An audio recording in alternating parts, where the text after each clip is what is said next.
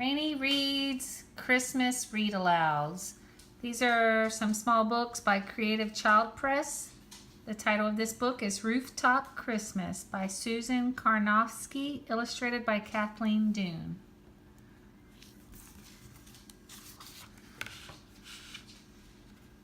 It was almost Christmas Eve and Kevin was worried. He was sure Santa Claus wouldn't be able to get into his living room. Kevin's family lived on the 10th floor of a beautiful apartment building in the middle of a big city. They had no fireplace. There was no chimney. Kevin's mother told Kevin, "Santa will come up on the elevator." "How?" Kevin asked. "Is he going to park his sled on the busy street? Is he going to buzz us? What if we're sleeping and we miss him? Who will open the lobby door downstairs?" Kevin stared at the locks and bolts on his front door. "Santa Claus will never make it in here unless he lands on the roof and comes through the penthouse," Kevin thought.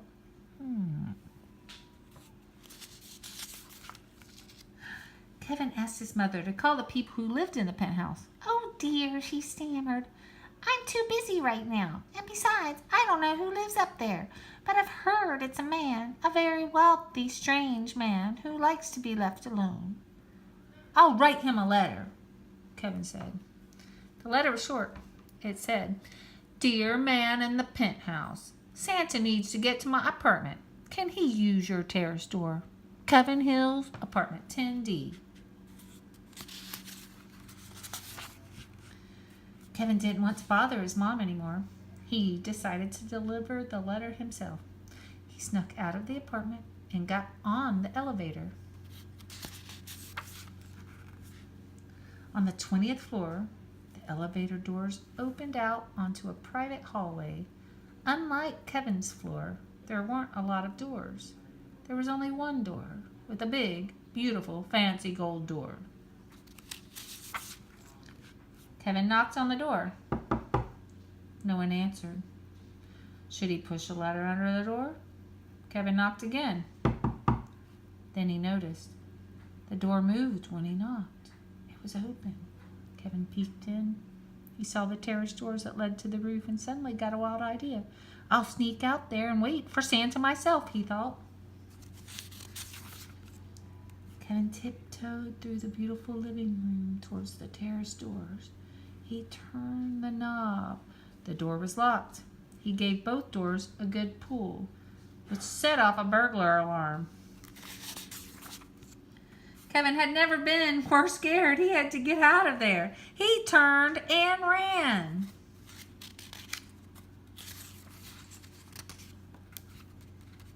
In a panic, Kevin dropped his note and rushed on to the elevator. Alone in the elevator, Kevin shook with fear. But back in his apartment, no one had even missed him. He had only been gone for a few minutes. It felt much longer to Kevin. He was still afraid.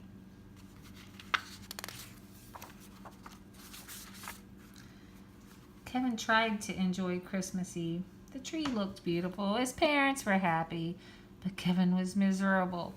Suddenly, Mr. Smoller, the building superintendent, appeared at the front door.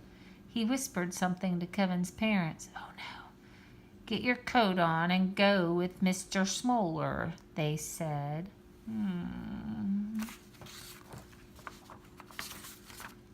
Kevin put on his coat and got on the elevator with his parents and Mr. Smoller. What could this be about? Were they going to go to the police station? No. Mr. Smoller pressed the top button. They were going to the penthouse. The police weren't up there. Instead, a maid opened the front door and smiled.